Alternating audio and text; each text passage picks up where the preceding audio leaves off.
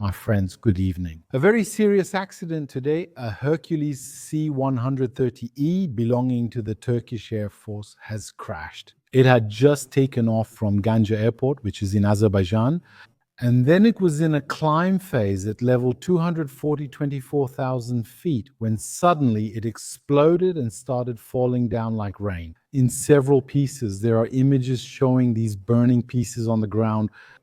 There's also a pretty impressive video. I'm not going to show the whole thing. I'll show you the focal point. It's the wing that's falling while spinning. You can see the engines, and this wing is spinning as it falls, and it's falling more slowly than the rest. Of course, that means it has aerodynamic resistance due to this spinning speed. So there's the wing with a piece of the cabin attached. But what you don't necessarily see, or what you can't see clearly in the image, is the front. So the part with the cockpit, but also from the trailing edge of the wings all the way to the end with the tail and all that. That's a part you can't see or that you can't easily identify in the images. In any case, it seems that there were 20 people on board, all of whom are presumed dead today. But the final report with the details of the passengers and all that will be given later. So what are we going to say today? This is a quick video. The news just broke a few hours ago. So what can we say about it right now? So here we have a certainty. The certainty is that the plane broke apart in mid-flight and started falling to pieces. So that's something that won't be up for debate. Now the problem is why such a plane can break apart like that into pieces. So two possibilities are opening up. I don't particularly want to favor. In fact, I have no reason to favor one possibility over the other.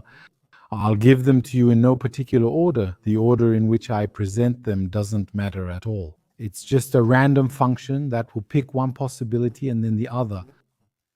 So first of all, it's a device that's extremely old.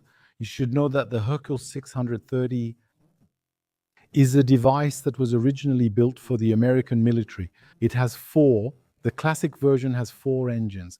By the way, the classic version, as well as the new generation, both have 4 propeller engines. It comes standard with Allison turboprop engines, and then it's a high-wing aircraft that's used for parachuting, troop transport, and all that. Now, the version, as I told you, is a C-130E. The E is important. The E is a version that came out in 1962.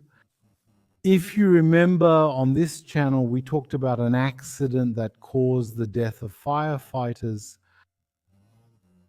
and that was around 2002, roughly. And it was a C-130A. This C-130A was manufactured in the late 1950s, around 1957. And at the time when it broke in two during a firefighting operation, it was 45 years old. The Hercules that crashed today is a slightly more recent version, if I may say so, which instead of dating from the 1950s, dates from the 1960s. But the aircraft in question is 56, 57 years old, so it's an extremely old plane. For those who are wondering how long you can operate a plane, is there a time limit? No, there is no time limit. Potentially in 2 centuries, we could see planes that are 300 years old still being operated. Unfortunately, the older they get, the more defects there are. There are 2 levels of defects. The first level of defect is related to the standards in effect at their time. That means there were times when people were a bit less strict about the strength of materials. We were less strict about their aging, about fighting corrosion and all that. Therefore, these planes will have defects from their origin, and then we're going to update a number of elements.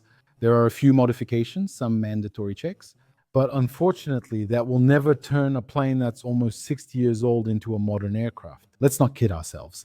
Most of the standards that apply during the construction and certification of this aircraft still apply to this particular example, which is still flying today. So what we're going to have is a very old aircraft. Potentially there's corrosion and all that. Well, it could break on its own, just like many examples have broken on their own over the years. So we can imagine an old plane that it's flying, a little bit of turbulence, bam, it breaks off and then it falls. As you saw, there was no outside intervention. There's nothing else but a device that's giving out because it's too old. Recently, just a few days ago, there was another accident, the United Parcel Service McDonnell Douglas 11. What happened? The United Parcel Service McDonnell Douglas 11 accelerates on the runway, but after a bit, an engine fails. And then, of course, that engine damaged the wing. There was a fire. There was engine number 2, the one that swallowed crumbs and debris and all that. And what happens? The plane ends up nose up to take off. It has no choice. It has to take off. Not enough runway to brake and not enough thrust to climb. And so it ended up crashing into a Ford hangar, causing fires, deaths on the ground, and all the resulting devastation. Today, just to let you know, by the way, that this type of aircraft, the McDonnell Douglas 11, no longer flies anywhere in the world. It was grounded. There was a very serious AD issued by the FAA. By the way, even before this AD, this Airworthiness Directive, United Parcel Service, had already decided to ground all McDonnell Douglas 11 type aircraft. In fact, I even saw a message where some pilots were heading to the runway. They received a message from United Parcel Service telling them to turn around and come back. It's over. It won't fly. Will this plane ever fly again? We don't know. We'll see. What I'm trying to say is that by constantly flying old planes like this, antique planes, I want to say sooner or later they're going to break. So yes, we're going to inspect everything closely. We're going to look. We're going to check the jacks. We're going to check for corrosion. We're going to check all of that. But it's just heresy. Sooner or later, it's going to fall apart. What you saw today, there's nothing else to say about it. Now, the second option, once again, I'm telling you, remember last Christmas, 2024, in no particular order, we were around Azerbaijan. We had talked about Azerbaijan on this channel. A plane, a commercial airliner, had taken off from Azerbaijan to go to Grozny in Chechnya. And what happened, at some point it was hit by a missile. It was mistaken for an enemy aircraft. We're close to the Russian border. You know there's a war happening right now, right? And so it was targeted by a missile from the ground. And the pilots tried to land as best they could. They crossed the Caspian Sea and ended up in Kazakhstan. So the plane crashed. There were about 30 survivors, 29, I think, but there was still quite a few deaths. So the other option we can see here is potentially we're not very far. We're only a few hundred kilometers from where the airliner was shot down last year. So potentially we could have missile batteries with young people who are poorly trained, who are on the front lines with huge responsibilities, who are extremely nervous, who might have an itchy trigger finger. And then, well, they say to themselves, okay, that's an enemy plane. It's coming in on a flight path. I shoot first. We talk later. It's entirely possible that the plane was shot down. I'll even tell you something just between us. You know, sometimes it happens to me when I'm traveling, let's say, between the Emirates and London or somewhere else, and the plane, at times it flies its skirts along for several hours. I think for a good 2 hours, it flies along the edge of Turkey.